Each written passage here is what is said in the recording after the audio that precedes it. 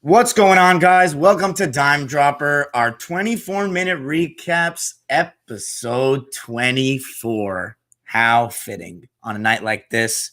Before we get started, please make sure to subscribe on all platforms, at YouTube at Dime Dropper Podcast, Apple Podcast, follow us on Spotify, and of course to follow us on all platforms at Twitter, Instagram, and Facebook at Dime Dropper Pod. So for tonight's episode, we're going to be going over the Cavs and Laker game in Cleveland, and then we're going to briefly talk about the Celtics against the Bulls. I didn't really get to catch the game, just, my reaction to it, and then the Warriors and the Wolves, and then I'll end it with some talk about the announcement that came out today from the Clipper camp that Paul George and Kawhi Leonard will be out tomorrow's game because of contact tracing. So finally, the Clippers getting hit with the Rona bug, or what comes as a result of the Rona bug. Anyway, let's begin with our game tonight. The Lakers are back in action, looking to keep their undefeated record on the road. And we watched the Cavs last night. We talked about them last night against the Celtics, and this was a completely different Cavs team. This was the Cavs team that we talked about, that we saw against Brooklyn, who actually plays hard.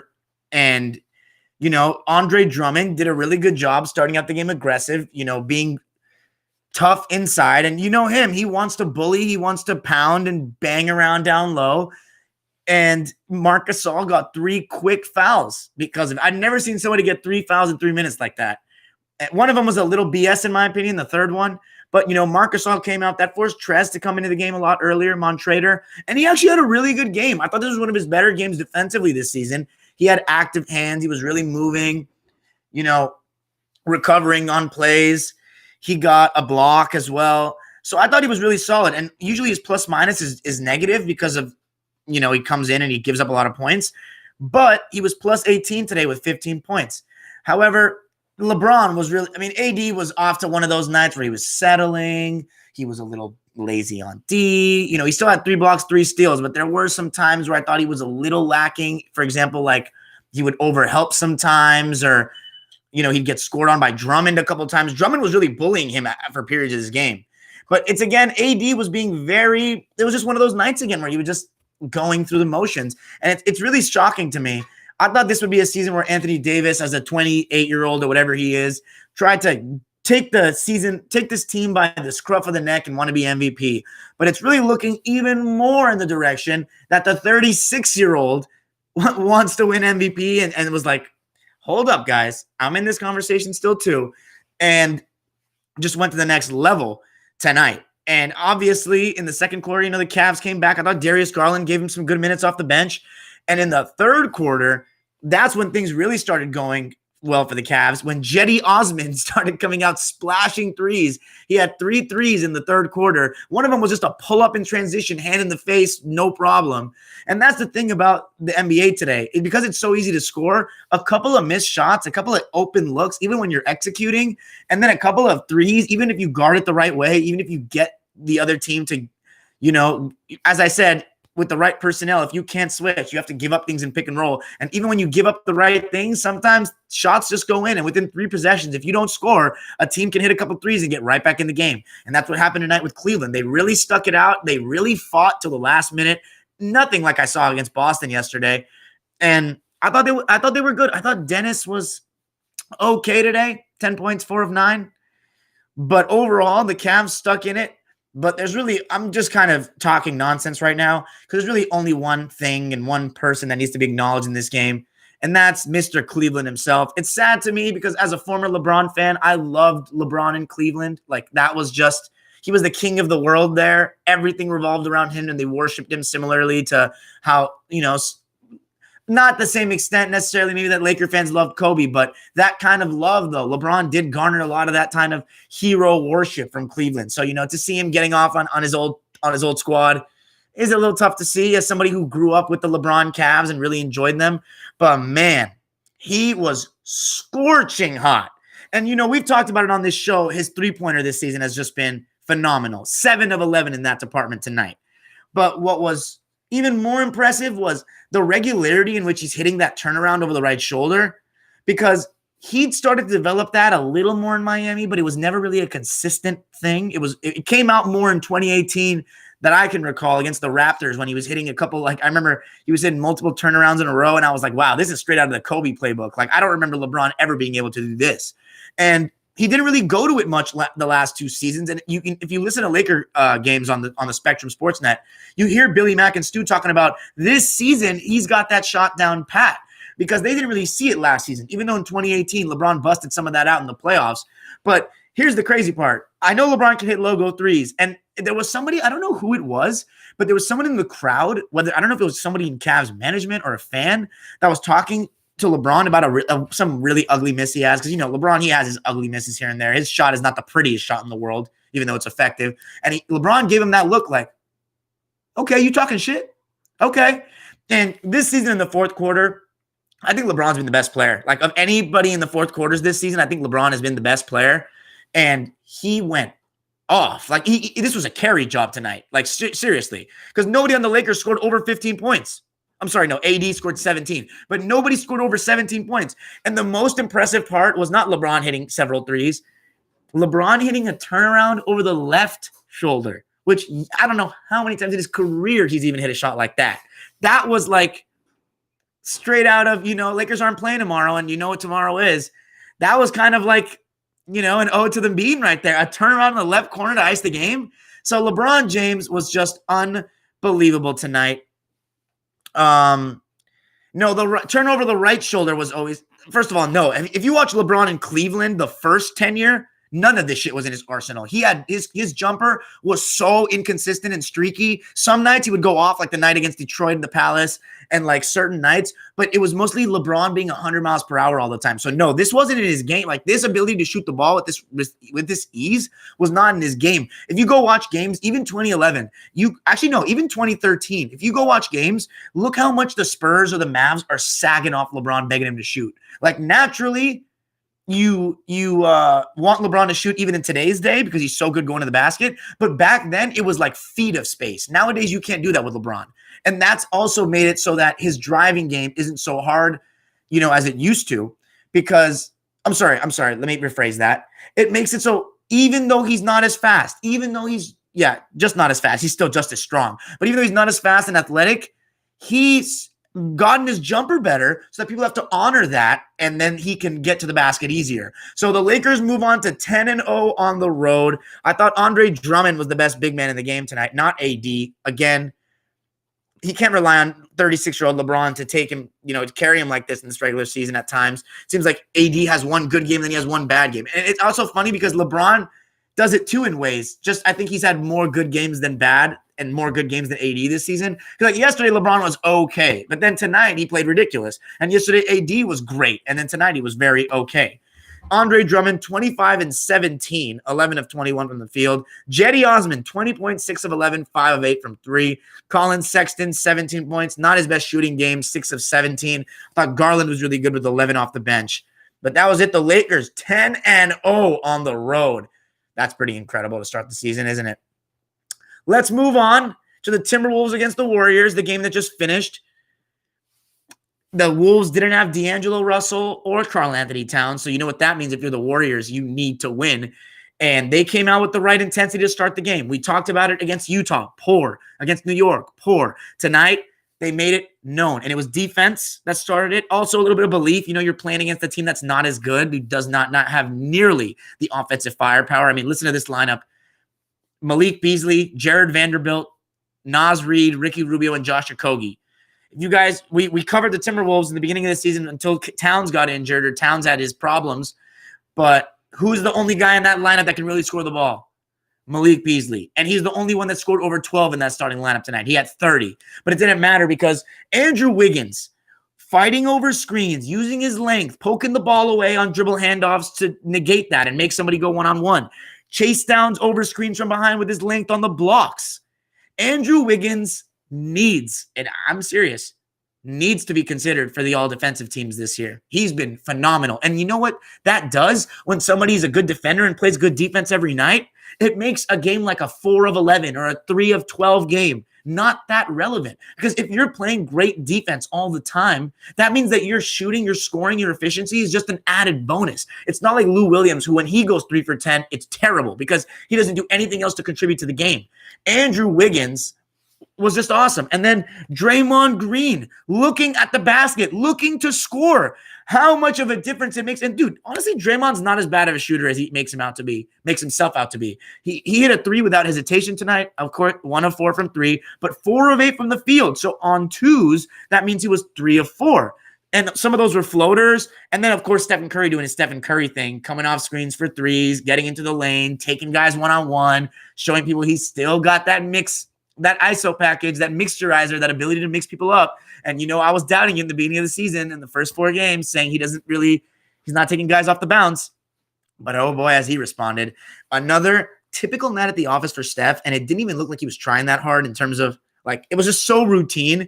36 points, 11 of 21, 7 and 12. But here's the thing. Even though the Warriors got out to an 11-point lead, and I have to note that there was a big adjustment tonight from Kerr. He took Wiseman out of the starting lineup and replaced him with Looney, and it did work. I don't exactly know what the thought behind this is. I think maybe it's because Looney is a more established Warrior. I don't know if it's because, for the defense or whatever. But Wiseman in that second unit with Eric Paschall, that's 2 really solid second unit players. And even though the Wolves stuck in it and they were much better in the second quarter, 31 points they scored, they still got outscored by 3, 31-34. But they hung in there, they tried. Anthony Edwards, I thought, was pretty aggressive tonight. He got to the line 7 times, only made 6. But I still think Anthony Edwards settles for too many 3s. Tonight he didn't. But his in-between game, his shot-making ability is a little suspect. I've been saying it. But Jordan McLaughlin, my favorite college player of all time, man, it's such a joy to see J-Mac in the league and balling out too. J-Mac again tonight, he was causing problems in that third quarter for the Wolves. That was the only quarter that the Wolves outscored the Warriors 29-25. Wheeling and dealing and pick and roll, getting to the rim and making the right reads. He had 15 points and 5 assists on 7 of 12. J-Mac, USC, Etowanda, straight out of LA. So I love that guy. But ultimately, Eric Paschall and Kelly Oubre he played more minutes on the bench today, even though he started. He hit a 3 in the first quarter, and it was a bad shot. It was a contested 3 that Warriors fans don't want him taking. But when he makes it, we talk about this all the time. What's the most important part of basketball? Confidence. And one shot going into the basket like that completely can change your game on that given night. And Kelly Oubre was hitting jumpers, even contested ones. But the main thing about Oubre that's good is when he's getting downhill. He shot 3 threes today, 9 shots overall. So only 33% of his shots were 3s. He was 2 of 3 on them, 4 of 9 from the field, and 4 of 5 from 3. That's getting to the line. That's being aggressive. 14 points for Kelly. Such a solid night. And then Andrew Wiggins bringing it again. 2 of 5 from 3, 10 of 19 from the field with 23 points. Pulling up for jumpers. Offensive rebounds, too. He had 6 offensive rebounds. So all of his rebounds, he only had 6 for the game. All of them offensive rebounds. And that's huge. Andrew Wiggins' athleticism is starting to work in a lot of ways. And Eric Paschall, even though he was 2 of 10, he really had a good impact, though. I don't care what anybody says. I watched that game. That 2 of 10 does not do him justice. 5 points, 5 boards, always in attack mode, plus 3 on the court. So overall, a solid win for the Dubs. They needed that to bounce back. They're 9-8 now, 6-4 at home. Great night for Curry, who continues to be on the outskirts to me of that MVP race. So let's finish it off with the Celtics and the Bulls. I didn't really actually watch this game. I heard from my Celtics friends, it was very typical night at the office, just an outclass. The Celtics just outclassed the Bulls. Jason Tatum was back. We talked about that yesterday. He was coming back today, first time back, and he didn't look like he skipped a beat from the box score. 10 of 21 from the field, 24 points. The Celtics were up by 10 at the half, and it seemed very routine. They were up by 20 at one point. And apparently the Bulls put on a performance similarly to how they did against the Lakers, just not much fight at all. Of course, remember what I said? Lauri Markkanen? Yeah. I think this team is better defensively without him. He was minus 15. He had 18 points, but I didn't even watch the game, but I can already decipher, what kind of things are happening. The Celtics probably were getting getting too many easy buckets. I heard Marcus Smart was coming off screens again, looking good.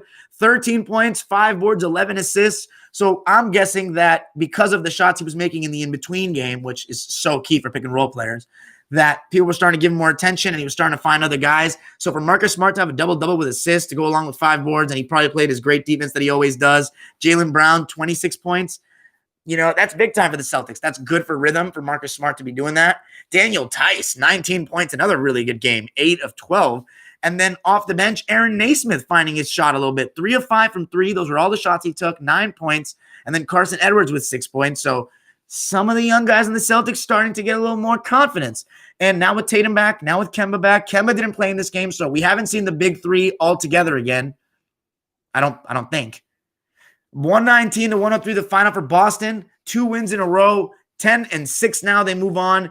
So before I end the episode, we're going to end a little earlier than 24 tonight. The Clippers, my Clippers, just got hit with the contact tracing, Paul George and Kawhi Leonard. And it comes at such a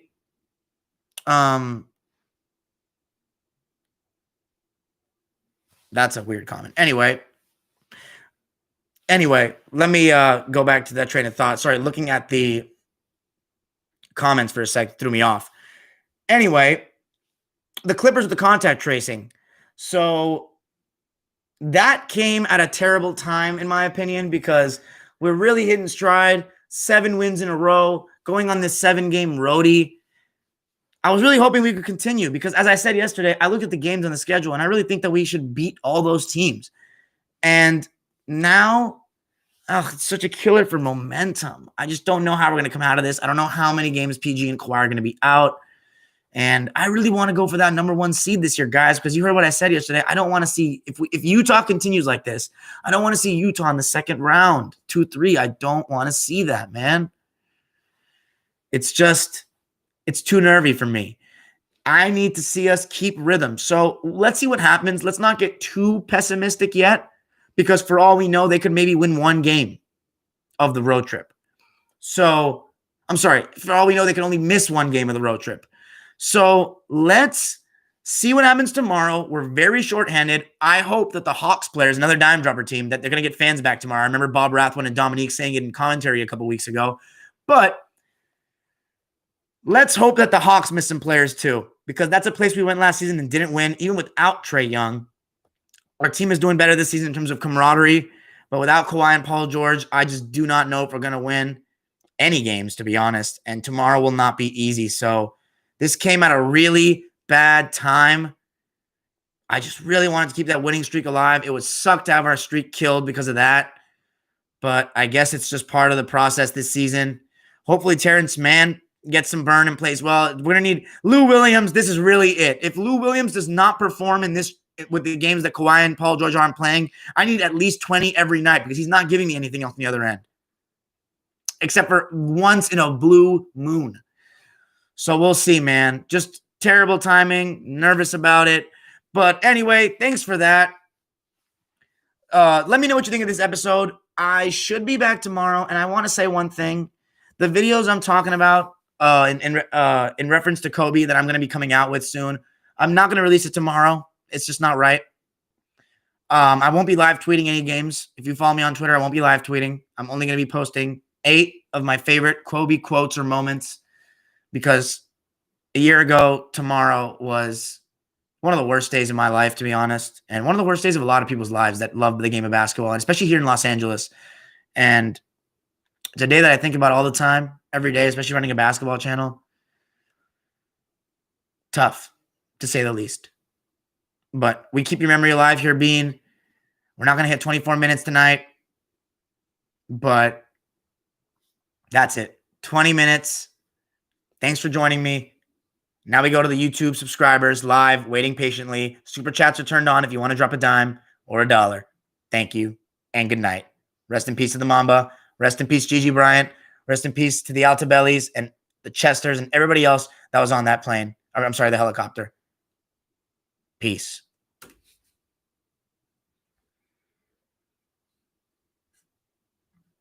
Yo, oh, thanks for the, by the way, thank you, Studio Shred. I really appreciate you. By the way, whoever came at me for the box score bullshit, go suck my fucking dick, son.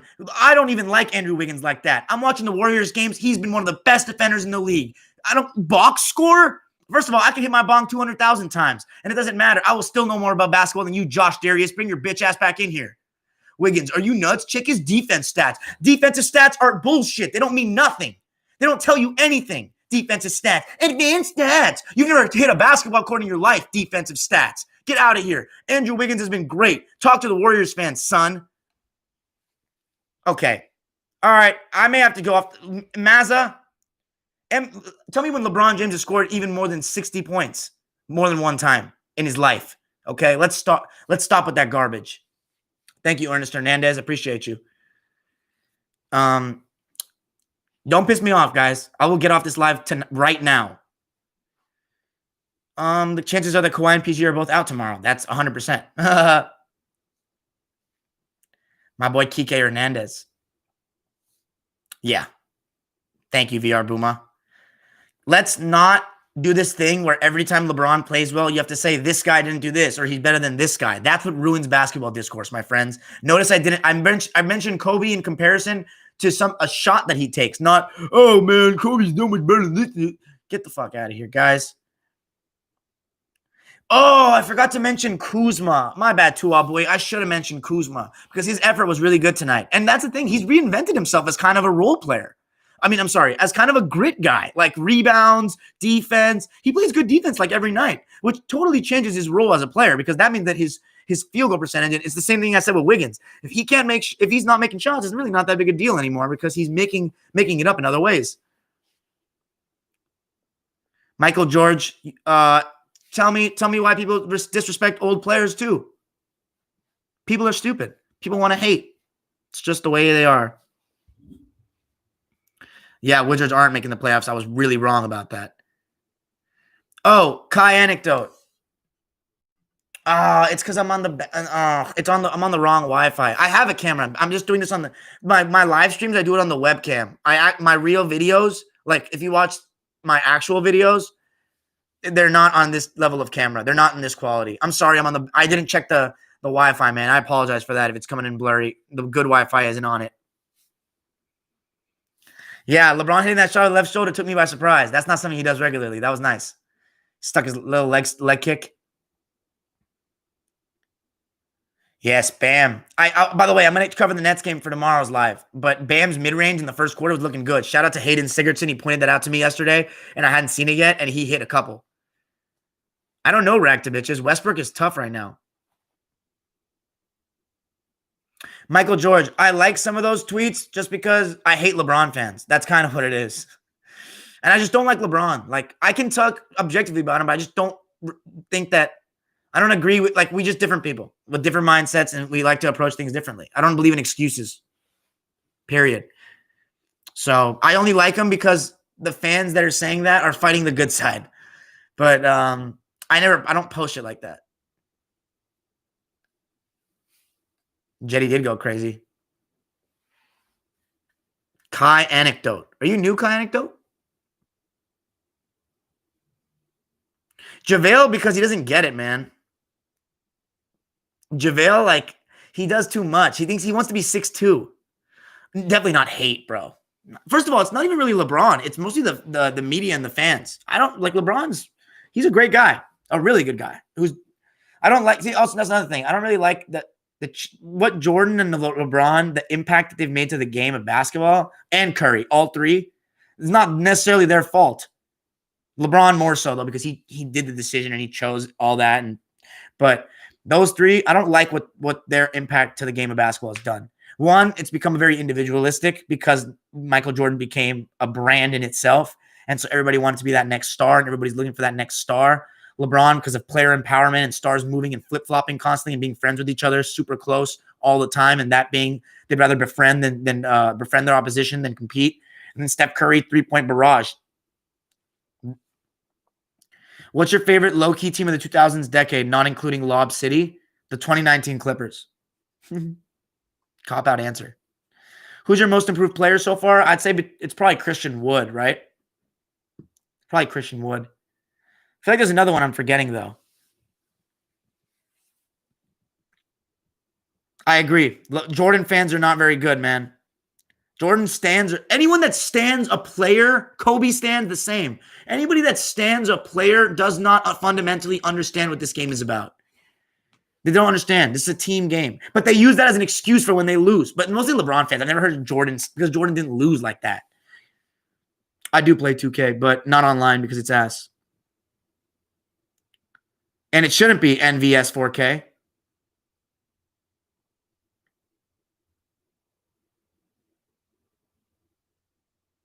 Mount Rushmore of most influential players.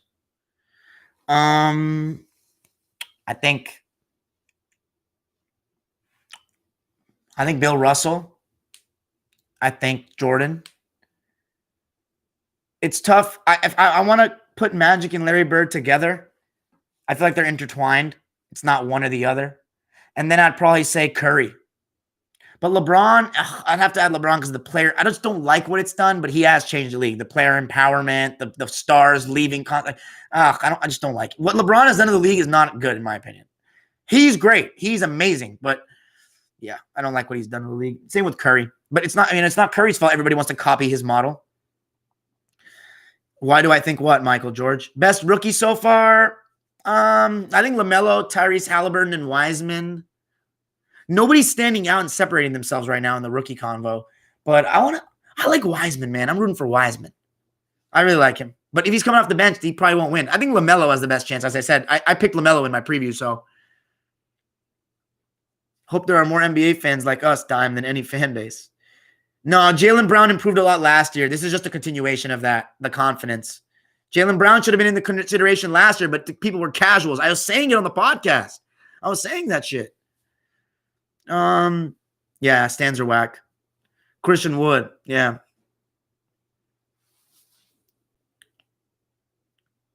Every highlights, people commenting a player's stat line, most influential. Iverson. Iverson is definitely one. That was a good spot. But you can't bypass Bird, Magic, Russell, and Chamberlain. You can't. They're the initial building blocks of the game. And Bill Russell changed Bill Russell with Oscar Robertson. What about the free agency? There's a lot of players. Do you still root for Clippers right now or not anymore? Dude. Come on, man. Are you new? Kai anecdote? Hey, Michael George, what do I always say? Just because my team got the benefit doesn't mean it's good. The way we got Kawhi and Paul George was ridiculous, and it's not okay in my opinion. That's just not cool. Kawhi blackmailed us, and Paul George, he signed an extension and then forced his way out. I'm sorry, I'm not about it. I know we got him, and I'm happy about it because my team got the benefits. That does not make that good for basketball, period. No, he didn't change the game for the better. Get out of it. It's because you're soft, Johnny. All right, peace. No, I'm just kidding. You act like people were slaves, bro. You got to chill.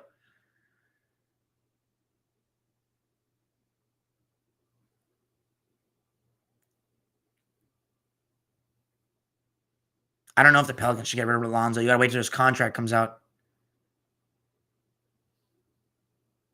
Yeah, but Iverson did play a lot for stats and points too. He didn't always get the most out of his team.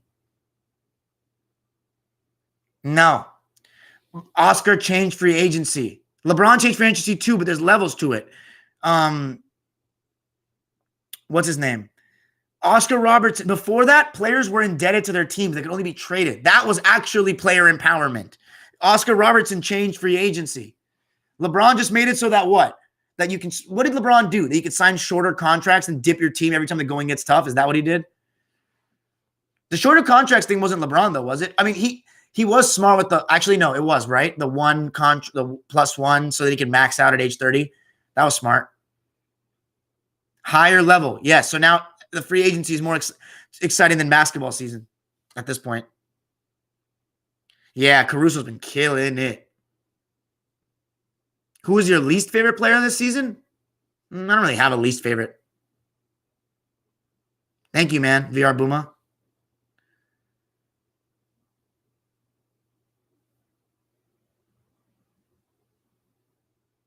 It's not a narrative, though, man. It's a real thing. The players think that they deserve everything now. Everything. Look at the way Kyrie Irving and James Harden act. Look at the way Kevin Durant acted, man. He literally took the easiest way out possible, and then he didn't get the credit for it, and then he started bitching and moaning, and then Draymond yelled at him. Like, terrible. No, it's not great for the NBA. That's it for me. Yeah, for people that started watching in 2010 like you. Anyway, I'm out for the night, guys. Peace out. Thanks for joining me. RIP Bean. Tomorrow's going to be a sad day. We'll be back, though. Lakers can maybe go. Oh, absolutely. LeBron never went James Harden style. Never. LeBron's not disrespectful like that. He would never get that level.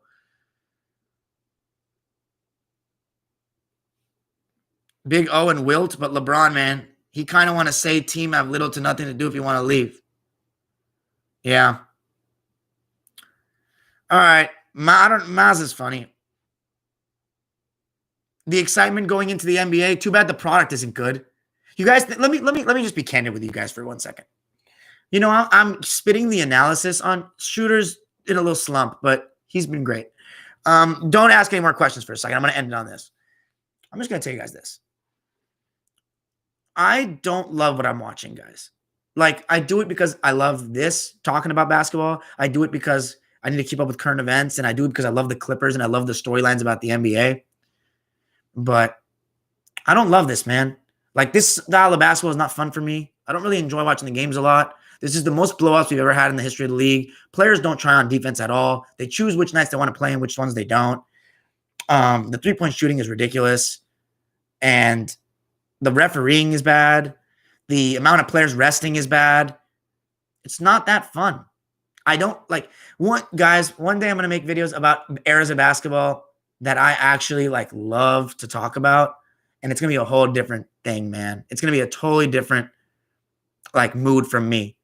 Cause like, this is cool, man, but this isn't the league that I grew up with. And I'm not saying here's the thing. I don't even like the 2000s the most. I didn't grow up in the best era that I like either. That's not the stylistic era that I like either. But I think the 2000s was better because it was just, you know, these players, like I used to when I was a kid, and, you know, some of you guys are probably like when I was a kid age, like when I'm referring to this, you guys are probably like what, in your teens right now, some of you. But, hey, shout out Christopher Hall, man. Shout out Christopher Hall for your mom and if your dad are in the medical. No, well, Kawhi Leonard has a chronic injury, guys. Please, you should review that. He does. He has a chronic injury. I'm surprised he's not load managing anymore. Anyway, let's put it this way. The 2000s, you know, I had this level of respect for these players. Like, I looked up to them. They were superheroes, man. Like, even though I was a little kid, and that's part of it, but like Paul Pierce, Dirk Nowitzki, Kobe, Tim Duncan, even LeBron when he was in Cleveland the first time, Tracy McGrady, Tony Parker, Chauncey Billups, Carmelo. I looked at all these guys like they were superheroes, man. Like I looked up to Nash. Like I looked up to them. You know, they embodied not just what it meant to be a great basketball player, but what it meant to conduct yourself as a competitor. And you know what I see in today's league? A bunch of entitled, spoiled pussies that want to quit and complain every time the going gets tough, and they take artificial routes to championships. And when I say artificial, that means they try to ensure that they get a best chance to win a championship, even if it means not being tested. There's no level of pride anymore. Not the same. By the way, to me, I don't even think the 90s and 2000s, man. I like the 80s better. Well, hey, Michael George, man, that's a two-sided situation. Kawhi and the Spurs. I was under the belief that Kawhi was being a complete baby and that he was being very entitled. First of all, Kawhi's a little entitled too. Let's not sugarcoat it. But I was under the belief that it was that Kawhi's fault. But apparently, dude, from seeing the way Kawhi has come back and Tony Parker calling him out like that, you don't have the right to speak on someone else's injury, man. Not when somebody's had a condition for 4 years on your team. I understand, but I think the Spurs, for the first time ever, man, really fucked up on that one.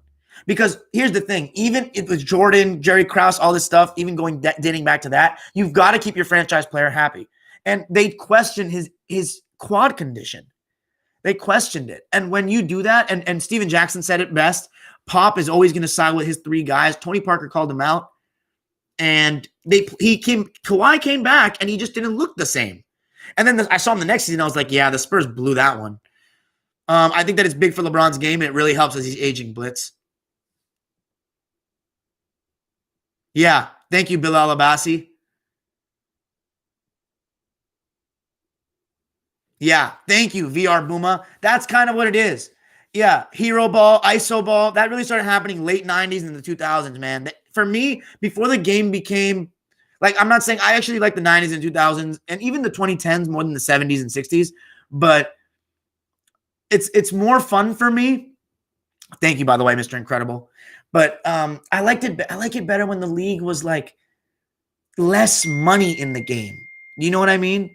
Like less about the narratives. Everything's about the narratives, man. Everybody wants to be the next Jordan. He's like this ghost hanging above the league. Nobody wants to be Bill Russell. Nobody wants to be Magic Johnson. It's Jordan, and he's the standard. And that's because the media has shoved it down all your throats that Michael Jordan's the GOAT and nobody comes close. When it's like, here's the thing, Michael Jordan may be the GOAT, but why don't you go figure that out for yourself? Why don't you go make your own opinion? You know?